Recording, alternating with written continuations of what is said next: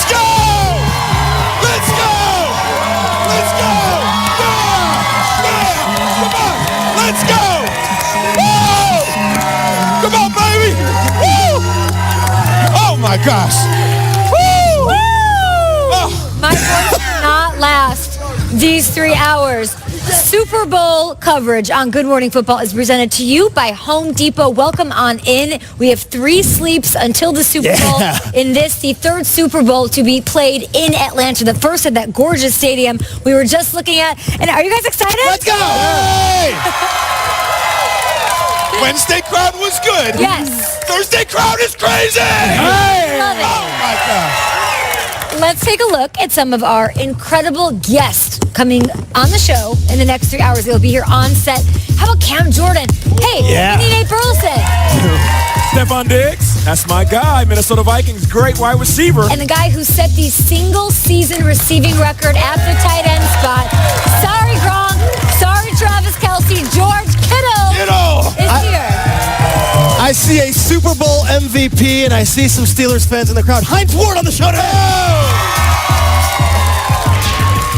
First ballot Hall of Famer, Brian Urlacher. Barbed wire all day. So before we get to Aditi, before we get to Omar, the vibe, you guys have, what was your last 24 hours like? Crazy. This is Super Bowl City. This crowd is incredible. I feel like, Arrowhead Stadium and the Seahawks, they got this is the loudest crowd I have ever. Hey! I can't even hear Kay. Oh! There's a man. A las 12 de la noche. Dressed kind of like the Tin Man behind you. Oh, yeah. What's up, Silver Dude? What is going on? Stand up. Come over here. What is happening? The same color as the Lombardi. What is this? Yes! Come on. Hey! Yes. We're still here. Yeah! We'll talk to you in a little bit. Get some Atlanta love! Hey, the Silver Bullet! The Silver Bullet. Silver Bullet, you're We'll the man. talk We'll to meet you up in a with bit. later, Thank buddy. you. Have a See you seat. later. We'll talk Yeah, to you. thank you. You're still here. No, you're still here. We get it. You here, fam. Hard not to notice. We got it. For the lead block. Levi! Let's welcome in Aditi Kinkhabwala. She's with the Patriots at their hotel. Omar Ruiz coming to us with the Rams. Aditi, let's start with you. What was the first day of practice like for the Patriots? This is their 9th time to the shit. Okay, can I just start with the fact that I think everybody in this building is still sleeping and probably needs a little bit of what that gentleman clearly has had this morning already. Yeah. But you're right. Me too. The Patriots did indeed get back to work. And it's funny because I talked to second-year lineman Dietrich Wise about this yesterday, and he said, part of this is really fun. Part of this is crazy, as Kyle just said. And he said part of him just wants to get to the game. So the Patriots did indeed get back to the game and to football yesterday. They went out to Georgia Tech to practice. They practiced in the indoor facility. And Bill Belichick actually joked about this. He said, there are 20 skyscrapers around the outdoor fields. I don't think that we'll be going out there. Now, Belichick was very happy with the way that his team practiced. He said, we're way ahead of where we usually would be. But then he also said, we still have quite a little bit of work to do.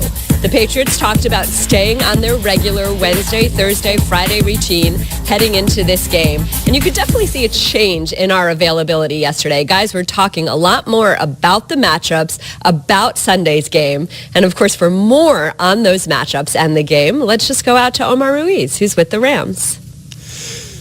Good morning, Aditi. According to the Rams' official practice report, they held an efficient 93-minute practice up at the Falcons practice facility in Flowery Branch indoors. More of a walkthrough on Wednesday, which has been the routine most of this season.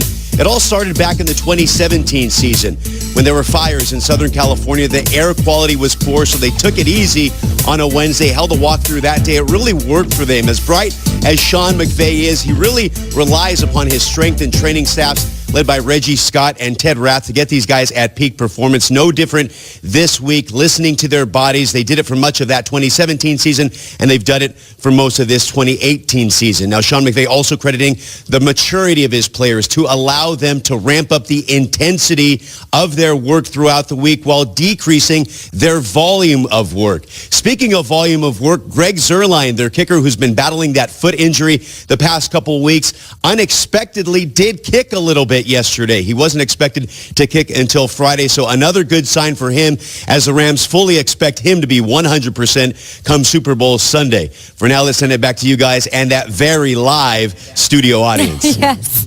Yeah, baby. That's right. Omar coming. Thank you so much, Omar. It's looking like all systems go for both teams. They're at health. And Greg Zuerlein, I'm going to go ahead and say he's a star. He's not even an X factor or an unheralded guy in either of these teams because of what he can do.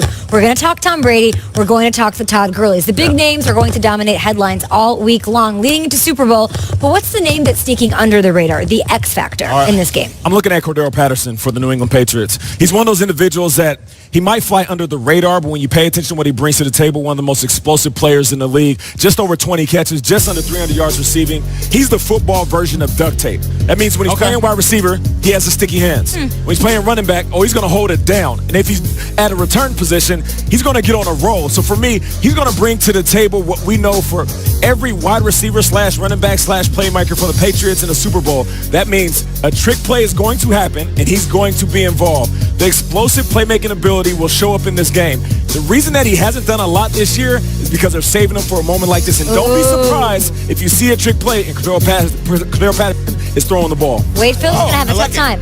Good. I think the Rams and the Rams fans are sick about hearing the Saints and Nikhil Roby-Coleman and a missed call. They're done with that. I think Patriots and Patriots fans have had just enough with the Sean McVay storyline. We get it, dude. You're 30 years old. You're a genius. All this stuff. My X factor is a 42-year-old offensive coordinator for the New England Patriots who has 5 Super Bowl rings, has 15 years in the NFL, and runs circles around Sean McVay when you talk about resume. My X factor is Josh McDaniels, the Patriots offensive coordinator.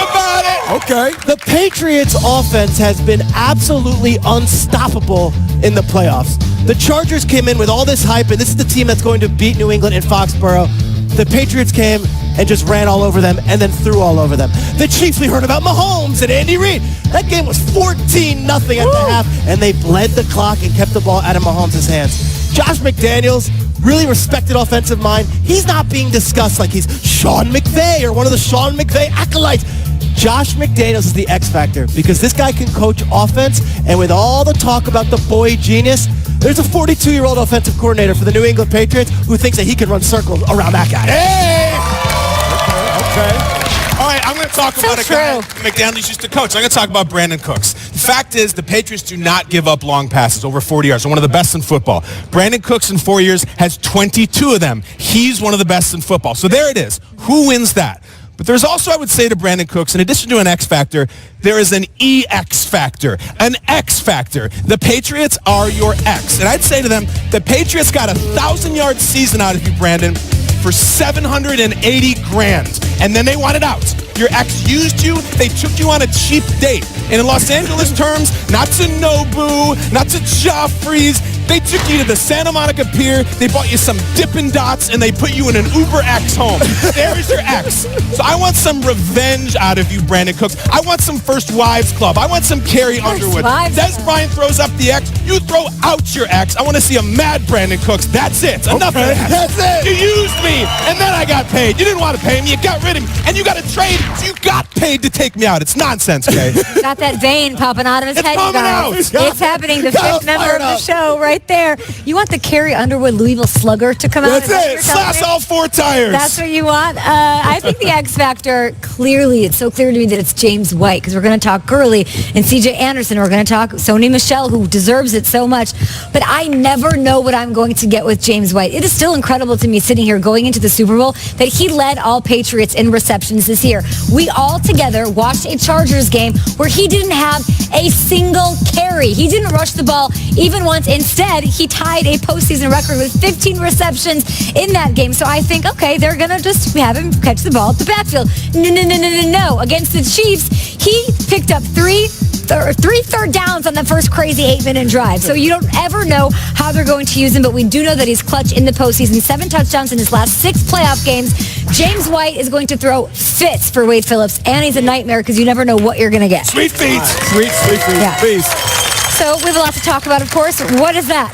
This is Thanos' gauntlet. I figured. 5 Infinity Stones. You know what the real X factor is at this table, though? Animal prints. Double animal Yeah. prints. I love it. It's incredible. Not on the same page. I love it. The question is, on Sunday night, will Tom Brady be wearing ram skin? Is that going to be his, right? Is that a thing? I don't know. He's PETA friendly. Probably I know not. he's gonna be, I know he's gonna be looking like the GOAT, though. Hey, me and Terrell, you and me, Peter, chinchilla. I got it. Both of us, I got double it. chinchilla. I'm in. We're good. Double chinchilla? Yes. I just see Traeger in the Wade Phillips, I wanna Bum wear Phillips it. getup. I want to wear it. If somebody has a coat, please If you bring guys it to have the a show. Bum Phillips, Wade Phillips jacket, I'll wear it tomorrow on the show. Yes! I would love that. It would be a nice sauna. We'll be back after this. So many guests on the show. We've got Stephon Diggs. We've got Brian Urlacher. And our next guest, an 11-time Pro Bowler, 9-time All-Pro, and a Pro Football Hall of Famer, Anthony Munoz, is here.